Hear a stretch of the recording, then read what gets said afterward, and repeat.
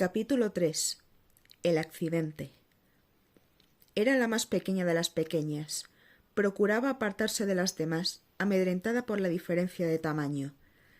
Mientras las otras se movían en grupos compactos formados por manchones de mandíbulas y peludos abdómenes negros, la más pequeña, la canija, se mantenía al margen. La comida era abundante, y las más grandes eran las que más comían solo porque eran más grandes y no dudaban en acapararla. La más pequeña de las pequeñas se quedaba con las sobras. Debido a ello, además de su diminuto tamaño, tenía un aspecto enjuto y hambriento. Mientras las demás, gordas y satisfechas, apenas se movían, la más pequeña de las pequeñas exploraba cada escondrijo y grieta de su hogar, escudriñando cada centímetro de forma meticulosa e incesante. No lo hacía movida por algún plan o estrategia a largo plazo, sino porque no tenía otra cosa que hacer para pasar el rato. Por tanto, fue la única que descubrió la rotura del sello. Encontró la brecha por puro accidente al recorrer el borde de la rejilla que cubría una de las entradas de aire. La brecha no era tan grande como para que pudiera aprovecharla una criatura de tamaño normal, pero ella no era una criatura normal. La criatura probó a empujar el borde del sello y con su fuerza bastó para inclinarlo un poco, allí donde una de las tuercas estaba suelta. Las demás estaban gordas y satisfechas y no se dieron cuenta de lo que tramaba la más pequeña. Notaron encima de sus cabezas la ligera vibración que hizo la pequeña rejilla metálica al moverse, pero esa vibración cesó bruscamente y enseguida dejaron de prestarle atención. No volvieron a pensar en ello, ni en su causa, ni en la más pequeña de las pequeñas, que ya no estaba con ellas. Al entrar en el Instituto de Investigación Genética de Columbia, Peter Parker no sabía dónde mirar primero. El laboratorio era enorme y estaba repleto de instrumentos cuya utilidad solo podía adivinar. Vio equipos que le resultaban vagamente familiares e incluso similares a algún instrumento con el que había trabajado, pero el equipo que utilizaba él era de una escala mucho menor a la que se veía allí. La cúpula del techo era tan alta que resultaba difícil creer que pudiera pertenecer a ese mismo edificio, y todo el equipo brillaba de puro pulido. La cámara de Peter colgaba de su cuello, una robusta cónica que sus tíos le habían regalado por Navidad. Lástima que no seamos judíos. Podría haberte regalado la cónica por Hanukkah, había comentado Ben alegremente, provocando un gemido de Peter y que tía May le diera un golpe en el pecho. La guía, una mujer asiática, delgada y de pelo negro, les conducía por una gran exposición sobre arañas. Hay más de 32.000 especies conocidas de arañas en el mundo, entonaba, consiguiendo sonar importante y aburrida a la vez. Los 33 estudiantes de la excursión obedecieron los gestos del señor Sullivan y formaron un círculo alrededor de la guía, que ni siquiera parecía darse cuenta de si alguien le prestaba atención. Pertenecen a la orden Araneae, que está dividida en 3 subórdenes: Mesotelae, Orthognatha y Labidognatha. Todas las arañas son carnívoras, comedoras y voraces, que se alimentan de enormes cantidades de proteínas de forma líquida, normalmente los jugos de sus presas. Peter, por su parte, estaba muy distraído para concentrarse en temas tan fascinantes como los jugos de las arañas. En su lugar miraba a Mary Jane, que estaba bromeando con algunas amigas. Todavía le escocía cómo había vuelto a desaprovechar la oportunidad. Estaba sumido en una rutina deprimente. Trataba de hablar con ella, quizá conseguía pronunciar unas pocas palabras sin importancia, y se hundía como una tienda de campaña sin la varilla central. Era una forma bastante patética de ir por la vida, sobre todo cuando eso implicaba a una chica tan importante para Peter como MJ. Pero eso podía cambiar. Él podía cambiar. Lo único que debía hacer era tomar una decisión y tratar de hacer las cosas de otro modo. Sí, eso era. Era lo único que tenía que hacer, y estaba dispuesto a empezar por Mary Jane. Los arácnidos de cada uno de los 3 grupos, les informa la guía, poseen diferentes grados de fuerza que les ayudan en su constante búsqueda de comida. Sí, Eso, era eso. MJ era una especie de comida para él. Comida para el alma. Comida que le proporcionaría alimento emocional, si conseguía hablar con ella. Bueno, pues iba a hacerlo y ya está. Limítate a hacerlo, como decían en ese estúpido anuncio. Respiró hondo para calmar el corazón que le latía como loco y dio 2 pasos en dirección a ella. No pudo llegar más lejos. Justo cuando estaba a 2 metros de MJ, apareció Flash Thompson, que con un sentido de la oportunidad que rayaba lo sobrenatural, se puso detrás de la chica y la hizo desaparecer parcialmente de su campo de visión. Después la rodeó con el brazo y le acarició el cuello. Peter tragó saliva y su nuez de Adán se movió hacia arriba y abajo. Bueno, no necesitaba ver más. La guía estaba hablando sobre las arañas, familia de las Salticidae, género Salticus. Seguía y seguía hablando, mientras Peter se alejaba de Mary Jane, de Flash y de todo lo que resultaba tan doloroso que apenas podía expresarlo. Por un instante creyó ver a Mary Jane mirando en su dirección y apartándose a continuación del lado de Flash, mostrándose avergonzada por sus torpes y claras muestras de afecto.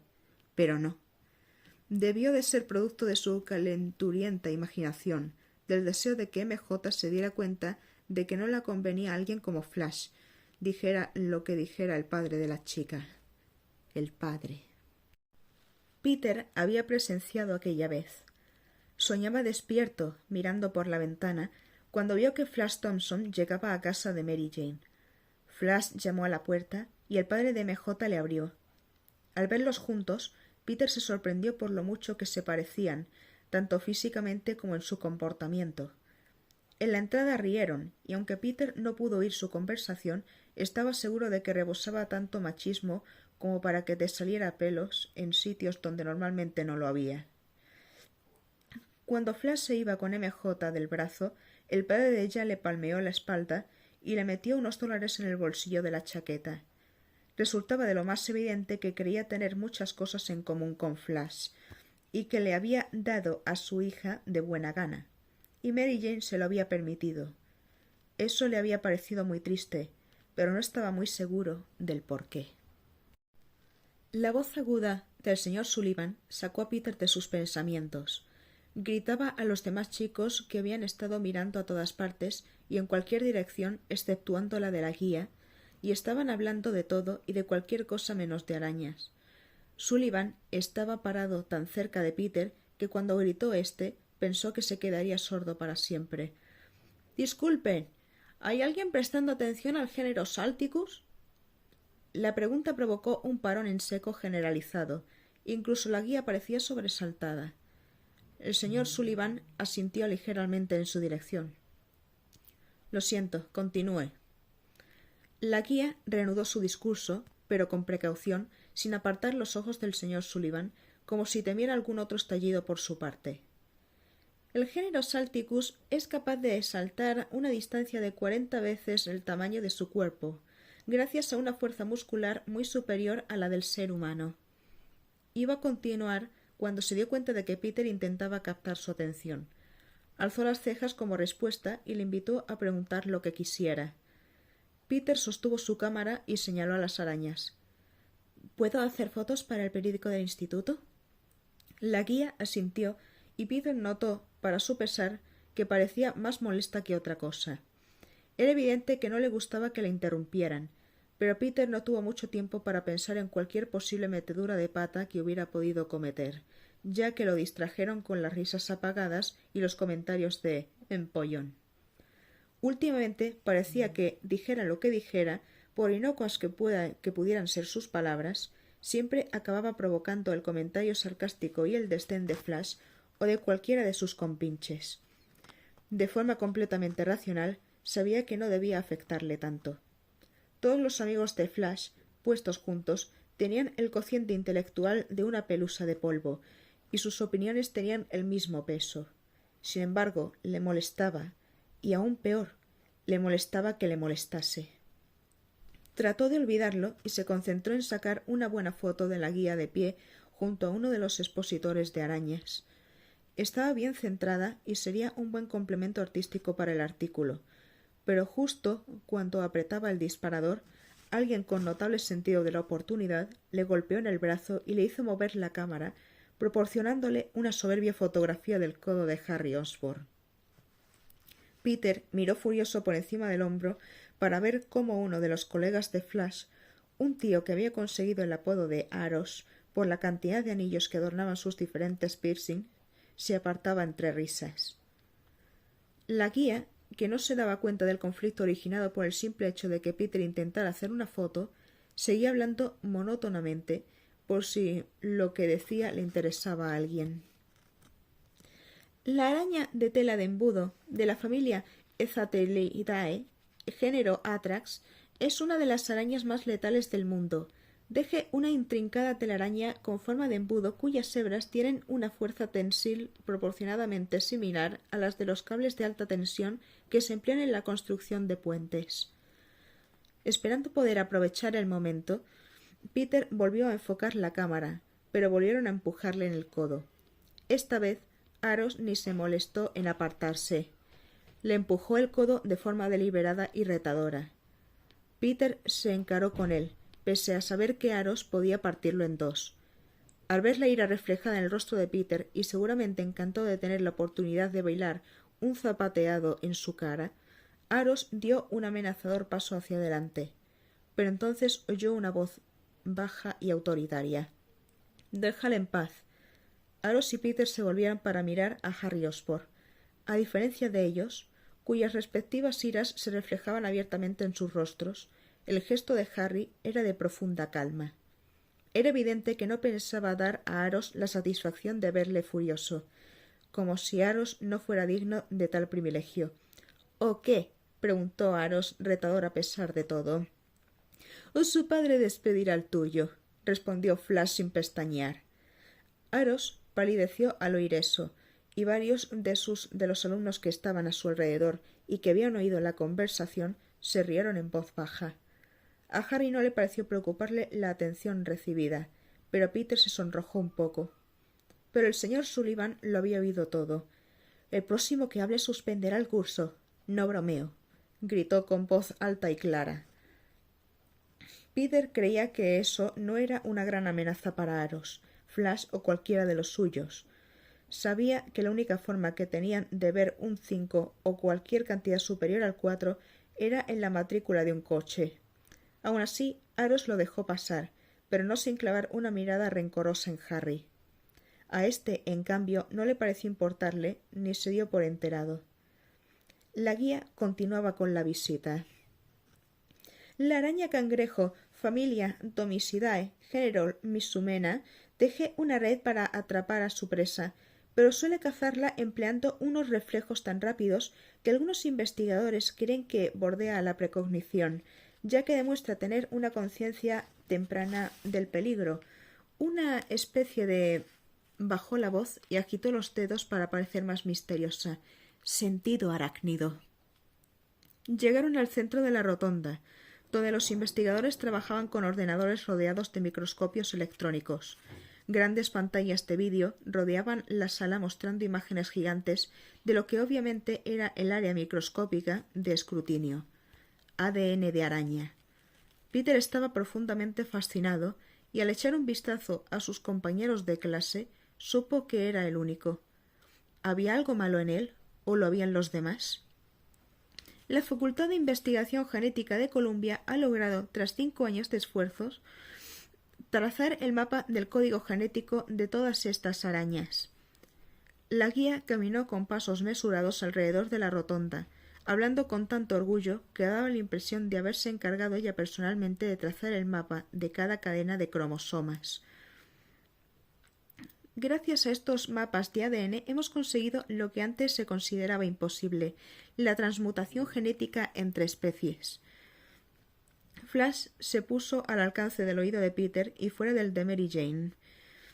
«Creía que eso lo habían conseguido ya cuando tú naciste, Parker», le dijo en voz muy baja. Se rió para sí mismo y se alejó antes de que MJ pudiera darse cuenta de que había dicho algo.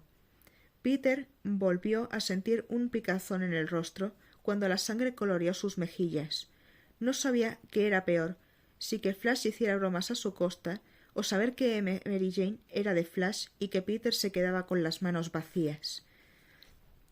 En este laboratorio de recombinación, decía la guía haciendo un gesto con la mano para abarcar la totalidad del asombroso complejo, utilizamos un ARN sintetizado para codificar un genoma completamente nuevo, combinando información genética perteneciente a las 3 arañas en estas 15 superarañas diseñadas genéticamente, las primeras creadas por la humanidad.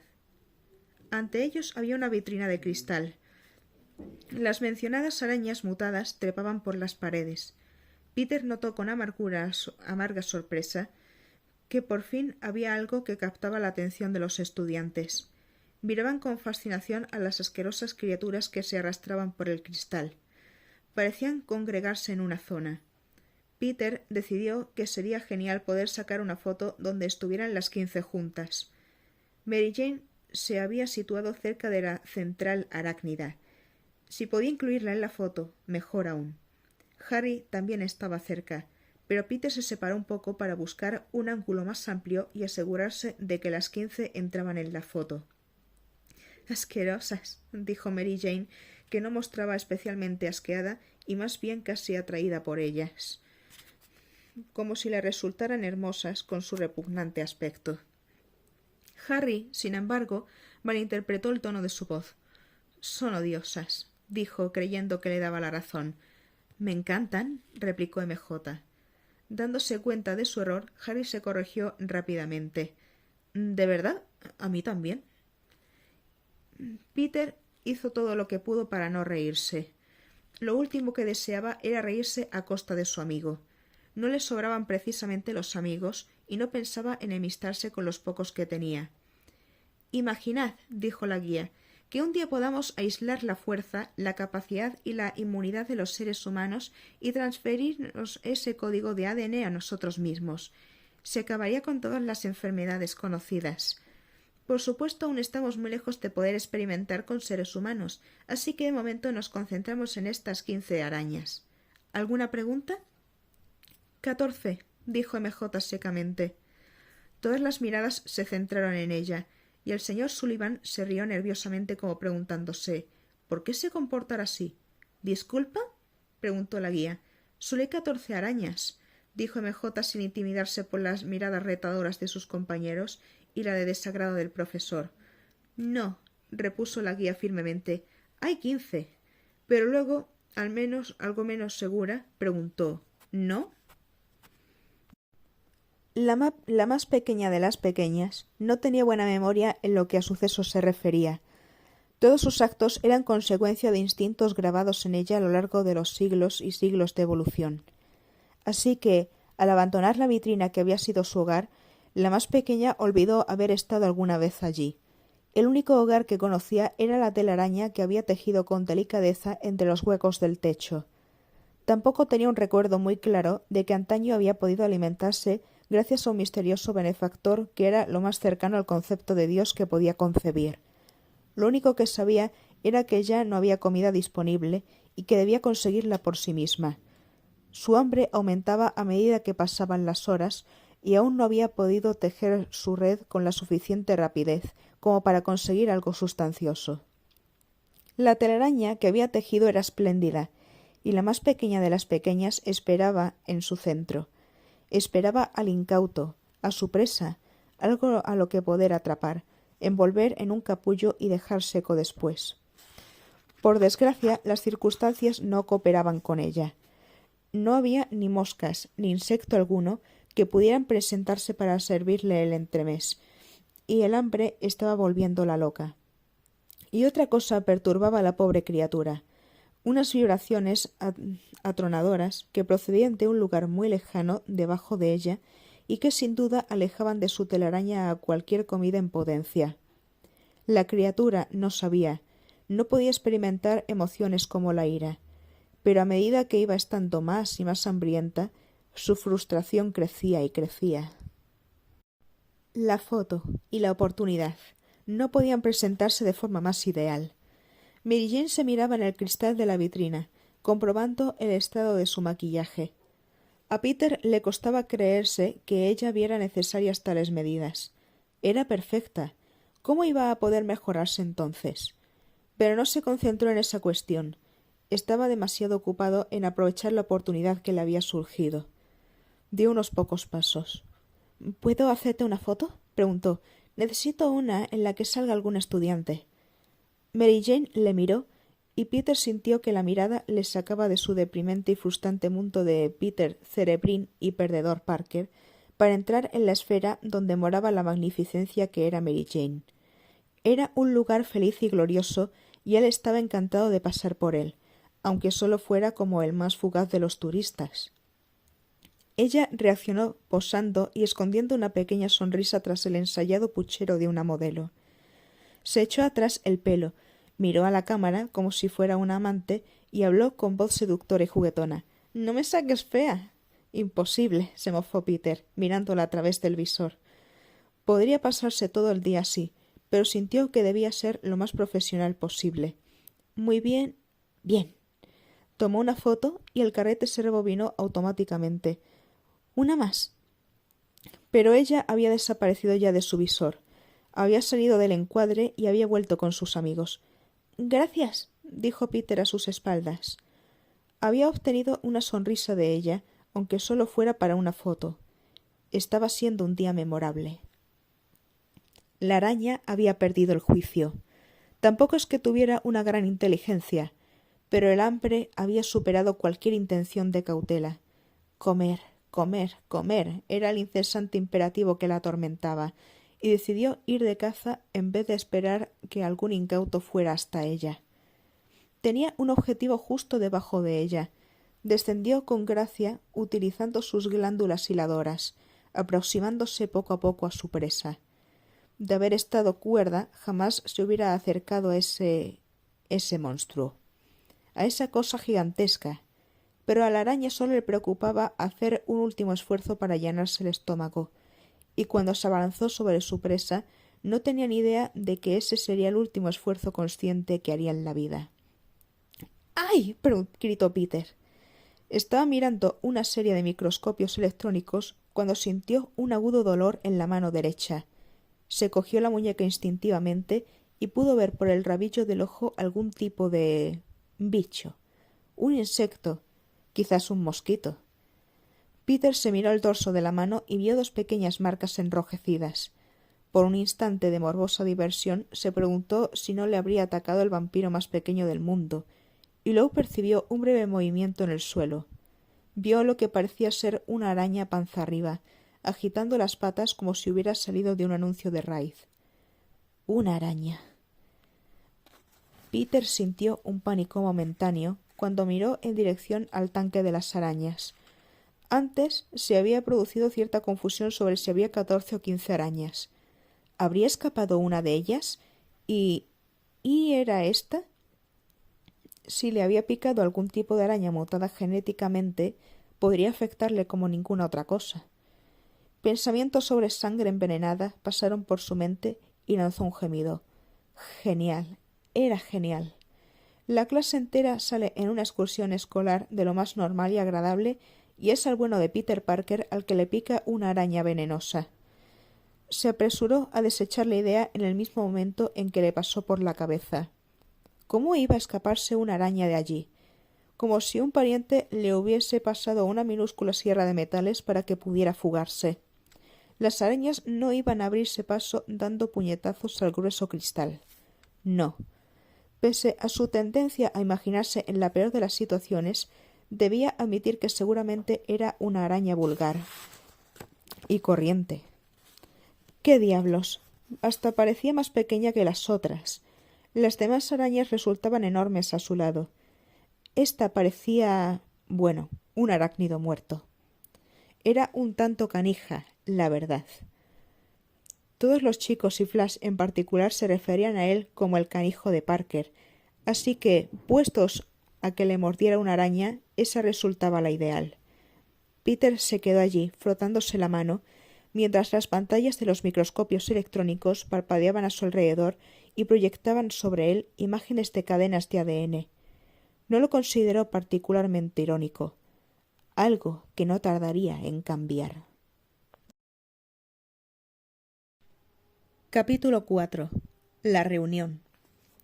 Norman Osborn recordaba con claridad el día que se inauguró la orgullosa fábrica de industrias Oscorp en Comac, Long Island. Los días anteriores había dejado de ir a casa y se había quedado trabajando con la intención de dejarlo todo listo para la apertura. Comió, durmió y respiró en ese edificio, comprobando hasta el último remache, interruptor y cierre de ventana. Se sintió henchido de orgullo la primera vez que vio cómo el neón del enorme logotipo de Oscorp cobraba vida con un parpadeo. La primera vez que contempló la nube negra y nociva que vomitaron las chimeneas, supo que había conseguido todo aquello por lo que había luchado durante tantos años. Y por eso estaba allí, años después, y si una de sus opciones hubiera sido pasar por una pisonadora por el lugar, arrasándolo, reduciéndolo a un montón de escombros, lo habría hecho en un santiamén. Los explosivos también le valían. El general Slocum y los demás han empezado ya con la inspección, dijo Simpkins, su asistente, un tanto tensa. Los acompañan el señor Balkan y el señor Fargas. El cartel que había sobre la puerta del ascensor y donde se leía Investigación y Desarrollo se iluminó. I+D estaba situado a 30 metros bajo el suelo, lo cual no dejaba de ser un compromiso que preocupaba a Osborn. La única forma de sentirse completamente cómodo era situándolo en las cercanías del centro de la Tierra. Su principal preocupación era el espionaje industrial y estaba dispuesto a hacer lo que fuera para evitar que sus enemigos se infiltraran en su empresa y le robaran lo que había costado tanto tiempo y trabajo conseguir. Las puertas del ascensor se abrieron acompañadas de un suave tintineo. Osborn salió a una pasarela que discurría a una altura mareante y sus ojos de color verde oscuro, que parecían mirar solo al frente, observaron todo lo que le rodeaba con una visión periférica que habría rivalizado con la capacidad de las cámaras de seguridad. Mientras combatía un momentáneo ataque de vértigo, Simpkins tragó saliva de forma ruidosa, se cogió el pasamanos y se situó detrás de su jefe. Tuvo que apresurar el paso porque Osborn no disminuía la velocidad. —¿Por qué no se me ha dicho nada de esto? —gruñó Osborn. —Yo no creo que ellos quisieran que usted lo supiera, señor —admitió Simpkins. Osborn descendió a toda prisa por un estrecho tramo de escaleras, bajando los escalones de dos en dos.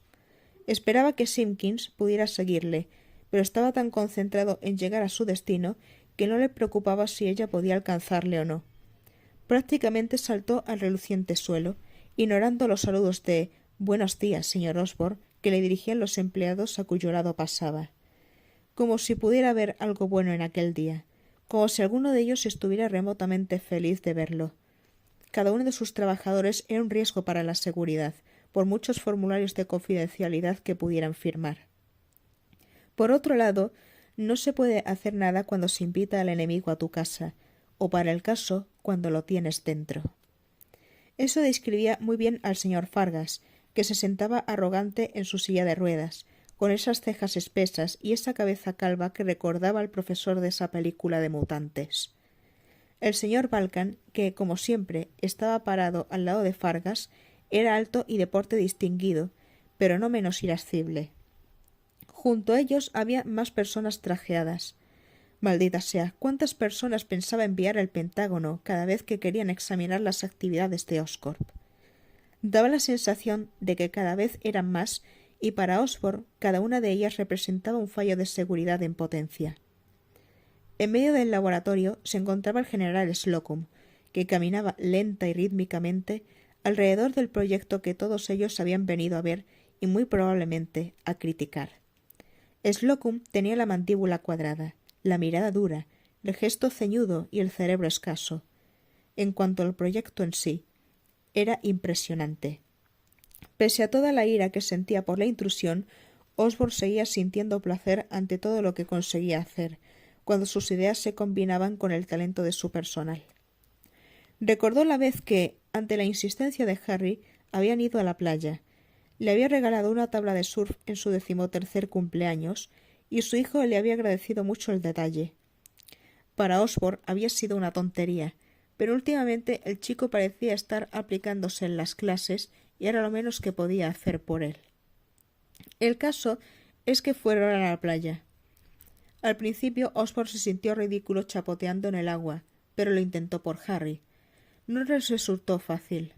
Era contrario a su naturaleza de empresario y a su propia educación, pero nadie le prestaba atención y empezó a relajarse un poco. Entonces se fijó en Harry y en los demás niños que tenían tablas de surf, en cómo rozaban la cresta de las olas y controlaban su posición con notable destreza.